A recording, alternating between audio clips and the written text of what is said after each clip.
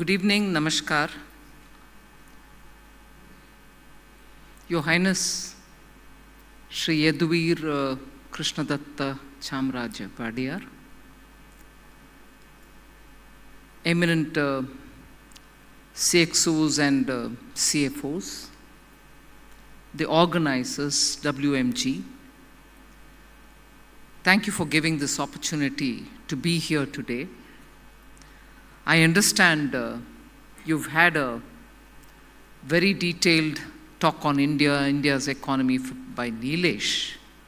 After Nilesh's talk, as I was commenting to him, I'm not sure there's not much that anyone else can add. He's got a 360-degree view of the Indian economy, and therefore you did the right thing by having him here and getting his view. He's in the part of a panel of advisors to the Prime Minister and just the right person to give you a perspective. However, because I've been tasked with this job of talking on the global order being redefined and placing the India way before you, I'll attempt to give you a few thoughts, all of which are evolving since 2014 but accentuated post-2020. Because India has been striving to say a lot of things in the global high tables. But of course, it is the drastic impact of the pandemic. Much before we could lift our heads up to have a war in Europe, and I say war in Europe, but whose impact is felt by countries all over. Now, therefore, the voice of India, which has been 2014 onwards, heard very prominently that there should be a redefining of the global order, has actually gained traction after the pandemic. So I'm just very quickly placing that context for you.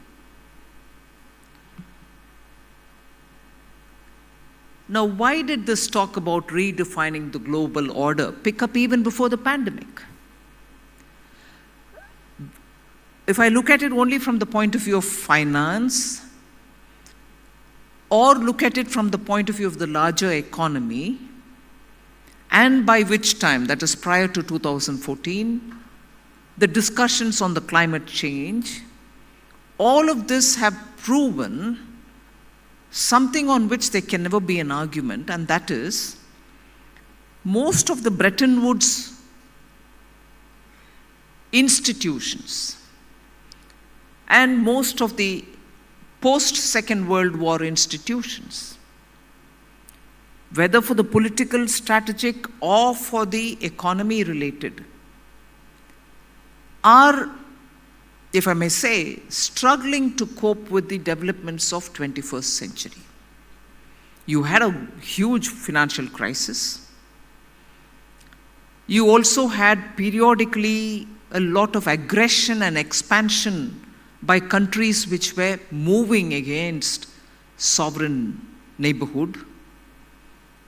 You also had resources of countries which are very precious being commercially and transactionally exploited, undermining the sovereign authorities themselves. So you had situation to repeatedly make us think, but there are institutions which are supposed to address this. What are they up to? Are they not being able to sort differences out? After all, a single country or a block of countries cannot so determine the future of very many regional or future of very many countries much against their will. And repeatedly, when in 21st century, the beginning of which was felt late 20th century itself, leaderships in different countries, particularly those like India, started questioning, saying, is the global order really working out for all of us? And that is where you start questioning the effectiveness of institutions. And today, post the pandemic, and even worse after the war, we see most of the common goods common public goods, which are actually instruments of facilitation, which are instruments through which many countries were attracted for globalizing themselves. Now, globalizing, as you know, is not just for manufacturing, not just for procuring your raw materials, not becoming part of a supply chain towards end product, but also globalizing yourself in the sense you integrated your economies, you integrated the financial institutions, you made participating in activities far more easy, far more smooth flowing, and therefore the efficiencies of every economy came to play that all of us benefited from it. India actually started feeling it much more palpably since after 91. These are, of course, setting the backdrop.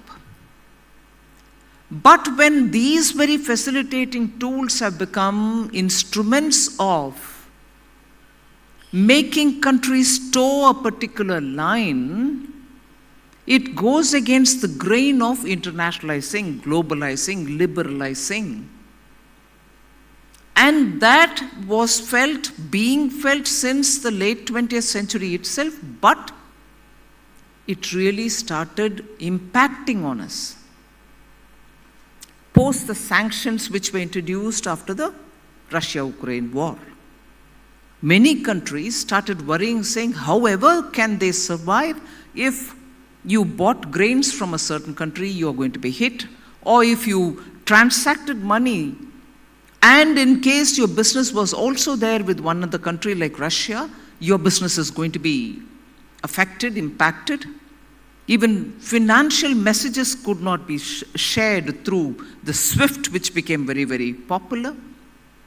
So you ended up thinking if these global public goods, which came in to facilitate our lives, and into which all of us voluntarily went in, and who understood the benefit, are now in a Padma Vyuha. You went in, but you don't know how to come out of it, because after coming out, you don't know how to handle it, and you didn't have an alternative mechanism to carry on with the business, because after all, you were not party to that war. But you've been impacted by it. You have a responsibility to carry on with your companies, we carry on with the governments, and so on. At the end of the day, your people will have to be served. So the global order has moved in such a way, it tempted us to get into an easy flow economic activity. But there was a time when you were in a Padma Vyuha. Was it fair to get into a Padma Vyuha situation? I've just given you one example. And so is the situation developing in such a way that countries and their voices don't even find an audience, don't even find a rightful hearing. That happens in trade. And it's not new to Indians that since the Uruguay round, which was held in the WTO early 1999 and so on. Fair trade practices are matters on which you are having everyday fight. If subsidy given for growing certain food grains can be entertained in the global market, but subsidy given for growing food grains in a different country is not entertained in the market. You cannot, because you're giving subsidy.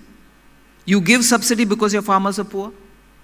You give also this minimum support price because you want to procure from them, otherwise they will not be able to sell in an open market. You also give subsidy, MSP, because you want a buffer stock to be maintained in the country, because you never know, because there is a bulk poor population for whom you have to distribute at a very reasonable subsidized price. So each country has its own social and moral responsibility for which it fits in a certain kind of scheme of things. And it's for them to come out of it. But you can't trade in grains which have been subsidized if you belong to this global south. You can, but if you are a part of Europe. if you're a part of the Western developed economies. So these disparities are also something which India has been questioning, for a very long time. So are the IT services. You can't you put any kind of a sanction on them or custom duty on them because it's been agreed globally that it has to be free trade. So anomalies like this have crept into the global order, crept in, now got very entrenched. You're not able to remove them. So in this context, since late 20th century, early 21st, and now when you're seeing 2 decades having gone way into the 3rd decade because of this pandemic and because of the way in which the Russian war, Ukraine war has transpired. Ukraine exported food grains, exported oil seeds. Most of us, India's sunflower requirements were being met from there. But no, now can you bring it? No, you're not able to bring it. And a lot of Africa depended on Ukrainian wheat. They're not able to get it. So, since after the Second World War, if the world lived in a kind of a beautiful created utopia that there shall not be war, leading to a situation of food insecurity, we've been hit so strongly that there is food insecurity. There are countries which are not able to import food grains. And if the world order has also given us that kind of a sense of security, I'm not using the word false, but sense of security, that there won't be a difficulty in trading with a hard currency. Today, countries realize that they don't have the hard currency to trade anymore. But their hard currencies are awash. What explains this? That some countries can't even get a few dollars in their hand to import their food grains, but oh my God, there are dollars and dollars, leading to high inflation because you printed it. So the global order has so many different aspects on which countries are now questioning, is this the way we can go forward in all fairness? And therefore, redefining global order is really the thing of today. And in this, just governments cannot really move forward. And I'm glad to say, at this time, for India to have the presidency of G20, and in that Prime Minister Modi making it very clear, saying it's not just India's voice. We will voice the concern of the global South. They are just not being heard. They don't have a position in a high table. So he held a meeting, virtual, heard the concerns of these countries, and that's also getting voiced in the G20. And incidentally, it happens that the Troika, meaning the one before us, now India, and the presidency after us, are all from the emerging market economies. So even as you carry forward some of the continuing agenda of the earlier presidencies, emerging market economies are voicing at the high table and saying these are the issues on which we want a global resolution. A small example from that, not really substantial, is the way in which India feels that on handling crypto assets, just India will not be sufficient. One country taking any kind of step is going to be most ineffective because you are people who know how technology plays out. It doesn't care for any boundaries or borders. So how exactly is one country going to be successful in regulating, controlling crypto assets? I've taken that as one small example, but that's how today the global order has become so interlinked that you're not able to take action, or you're taking action on the wrong people, not intended, but consequences are spilling over. So that is where redefining global order has gained momentum. And that's what exactly we are also talking about when we go to the World Bank meeting or IMF meeting or in the G20, that multilateral developmental banks' agenda and their functioning will have to now be up to 21st century expectations. You can't be running a global multilateral developmental bank with the way in which you mobilized resources from the market or from everywhere, like we did in 1920s or 30s or 40s. 20s was not the time, 40s, let us say. Today, the way in which money and also raising resources are far more versatile. So there are so many things on which the global order has to be redefined. Position of countries, voice of countries, concerns of countries will have to find a better hearing. And after all, Asia, Southeast Asia, East Asia, together are going to contribute more than 45% of global economy. The engine is here. And unless the engine is going to be efficient to pull these economies, the global economy is going to come to a standstill. When I say this, it's not an exaggeration. So many developed countries today are on the verge of facing recession. Whereas India, even by I think it was Bloomberg or one such a group, the chance of any country entering a recession now for India is 0.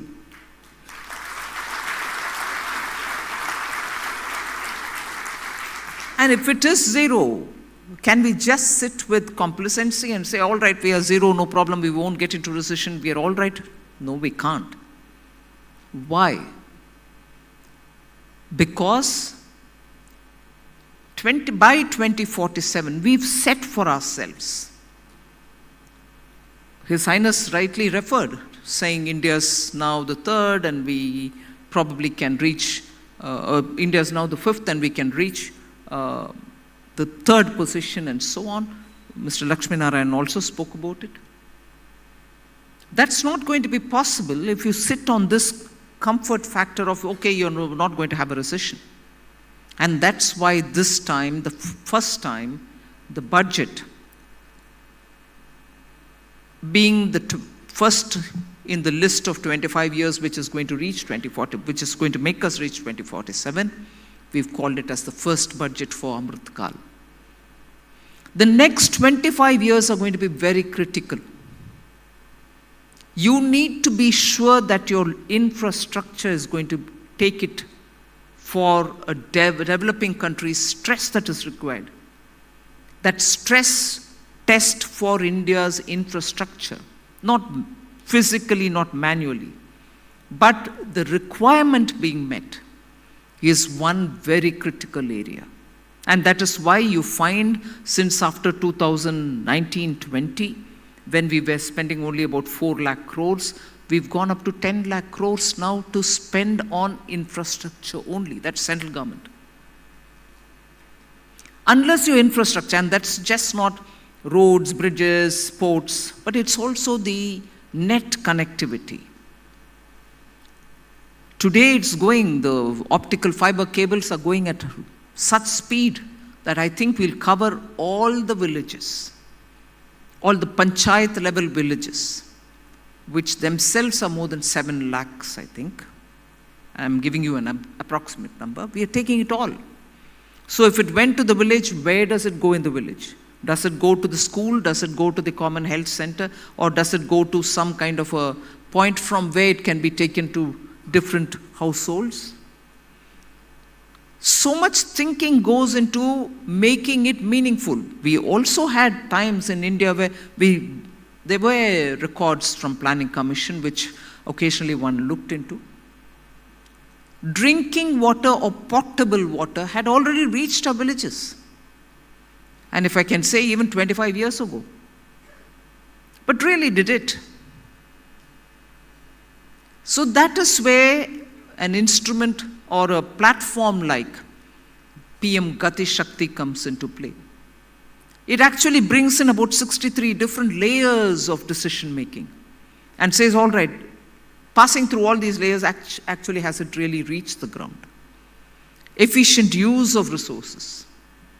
So electricity, connectivity, basic things which you need for your manufacturing or your services to perform. Last month we had this good news that the PMI for services has touched 62. Even if it is above 55, it's on expansionary zone. But 62 was a pleasant surprise for all of us. So infrastructure building is one for the 25 years of Amrit Kal. We need to have such and I'm not here to boast. India is doing well. For all of you all to know you're contributing to it, I'm recalling some. I find, for instance, for example, and many of you all would agree with me, port infrastructure today, airports, Indian airports stand out distinctly compared to many others about which we talked earlier. It's not just the glamorous look, it's the efficient conveyor belts which bring your luggage within a matter of couple of minutes. After you reach the point, you get it, and not having to wait. It's also, while getting out, the immigration and its clearances. The walk-through becomes easier. You're not looking at board after board to say what next. So these are not small things. So when I say infrastructure, it includes all of it, and the internet and other things, undersea cables, submarine cables, all are all reaching India. So infrastructure is one. But the Indian way, I like to highlight. In fact, today in one of the interventions that I had in a meeting with young students was a concern which one student voiced saying, "Ma'am, what about the brain drain?" I had to tell him, yes, that was a word which I've heard a lot when in my childhood. We didn't want our trained scientists to go out of the country. We didn't want our, doctors to go out of the country. We wanted to keep them all. But most of them didn't even feel that they were rewarded adequately for the service that they were rendering, and they looked for professional excellence, and they wanted it to be rewarding as well, and therefore they went over the country. At that time, brain drain was a thing. But today, it's not a drain. Indian knowledge skills, knowledge-based skills, knowledge-driven skills are so required everywhere. And in fact, the Indian way, therefore, is to make sure that the global economic systems are all becoming knowledge-driven. You need a certain minimum skill sets to be able to do any job, irrespective of you being an engineer, a doctor, a chartered accountant, or a lawyer, or a teacher, or even a musician. You need a certain basic skill sets with which you promote the skills you have. And unless India recognizes that because we have the potential for it, and therefore become a contributor to the global knowledge systems, knowledge-driven systems, you're not going to be able to really take advantage of what you have. So the Indian way is to recognize that you have the talent sets, the skill sets so required for a knowledge-driven global economy. And in that, I'll just give, just as I gave the crypto as one of the examples, I'll give one example. The achievement of India in the digital payment area, not because we found platforms, we were very good in designing it, but also because, and importantly because, common Indian people took to these technologies like fish to water. How was that possible? And I'm not talking politics, but sometimes permit me to bring that factor in. We were ridiculed by eminent politicians, saying, "What do you think you'll do with this? You think you're going to progress in this? You think common people will benefit from it? Is there going to be internet? Is there going to be electricity? Is there a payment? Every type of question was asked. Nothing wrong.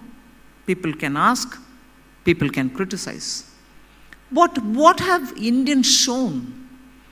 When you bring technical systems or platforms or technology for common use, and if you provide them that on their not-so smartphones, in their language, and don't burden them with cost, people take to it. And that's exactly what happened during the pandemic, where people saw that even if no one came to them, or if they came, you were hesitant to touch the currency note, payments were happening, people were paying even 5 rupees for a tomato or 7 rupees for some quantity of a potato. Common people have accepted it. And today, taking that forward, we've taken this digital technology for payment also. It's available for education, it's available for health, it's available for vaccination related records, it's available now for many different areas. Today you find that someone Indian has tweeted, for instance, that she was extremely happy to have done the payment in Dubai in Indian rupees. Would you have imagined this? Singapore government came forward to sign an understanding with Government of India so that the two systems in the two countries will talk to each other real time, and therefore your cross-border payments are going to be simply smooth. And this has been really appreciated by most countries, saying, how did you all achieve this? Simply great, flexible, open-mindedness of the Indian public. They've taken it up. So if scaling is possible at a 1 billion level, countries are saying, why can't we do it? I may not want everything about your NPCI. I may want one silo of NPCI, but we are willing to share it. So knowledge-driven is so beautifully exemplified in this one example itself. One other example, again, as simple. You had everything in your phone about where you took your vaccine, what vaccine did you take, is it the first dose, is it the second dose, or have you had the booster dose? So everything in your phone. You could just show the border authorities of different countries that here it is. Whereas there were people still pulling out papers from their pockets. India could do it. So infrastructure, technology, innovative technology. Of course, we need huge, big investments for it, the Indian way. And in that, I think you have an important role to play. As CFOs, you are the carriers of the good word. Nothing works like the word of mouth. You can have a full-page advertisement saying, oh no, this is it. No, 10 of us can spread a counter to that, and far more effectively. So by word of mouth from credible people, talking about how investments can make a difference is the Indian way. And that is why I remember last November when Secretary Yellen had come to India, Janet Yellen, US Secretary, Treasury Secretary, she used an expression which was simply caught on by most of us: friend shoring. Businesses which are coming out of countries like China, because they want to, whether they're completely coming out or not, they're at least wanting to expand into other territories, are now taking that clue and understanding that India could be a good shore to bring their businesses in. Apple is a classic example. I don't need to speak about it to Bengaluru. You are the fellows who have received them and given them a very hospitable, entry. So investment is the other thing which we so require. And when you have leaders of different countries, business leaders or political leaders talking about India being a very conducive place to come, you realize it has worked. I remember the insurance sector, a couple of years ago, in the US would want to come to India because the insurance market needs a lot more players. And Prime Minister heard them and came back to say, come, let's see what we can do about it. We opened up, allowed for FDI, allowed for many other things, without compromising on India's interest. Today, insurance players and the numbers which we have actually gives us a better deal in terms of the premium that you pay for each of the insurance. When there is competition, you get better results, better rates, like we have in solar now. Renewable energy, solar used to be per unit somewhere 14 rupees 25 paise. Today it's come down to single digits. More competition, better rates. So infrastructure, investment, newer technology-driven, knowledge-driven, innovative ways of doing, and finally, which is exactly what I told the ADB when I was there day before yesterday in Korea. And finally, inclusivity. We do have huge disparities of development, huge disparities of well-being among people.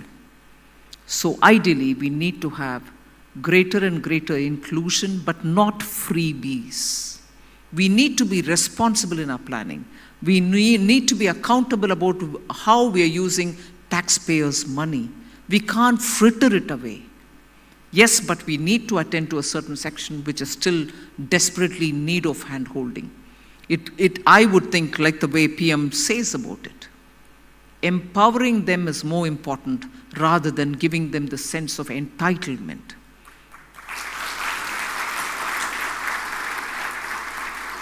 So I don't know, Lakshminarayanji, you expected me to talk this much or more, or have I exceeded my time? But broadly, I think I've indicated to you what is the Indian way, why redefining global systems are so required, and it is a matter of urgency, matter of time, and unless we do it, unless we participated in it, unless all of us, by word of mouth, convey this message, India moving to the third position and also India reaching the goal of being an advanced economy by 2047 will be yet another case of we missed the bus. We don't want to miss that bus. And I'm standing in a state which has seen the Vijayanagara Samrajya. I'm standing in a state which has seen Mysore being one of the wonderful kingdoms which gave education, which gave good infrastructure, which really centered on highlighting India's culture.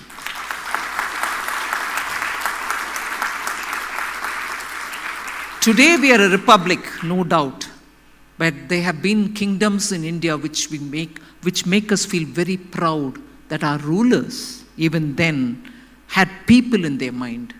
Their education, their health, their needs were all kept in their mind. And Mysore is one such.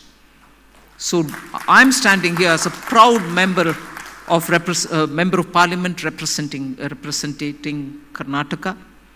Of course, in the south, all of us looked up to Mysore for very many things. Excellent writers lived there. Mysore is a unique town. Mysore is a unique place for many things. So with all that fond thought, very fond thought, I thank you for giving me this opportunity, and I hope there are a few things on which you're set thinking. Thank you very much.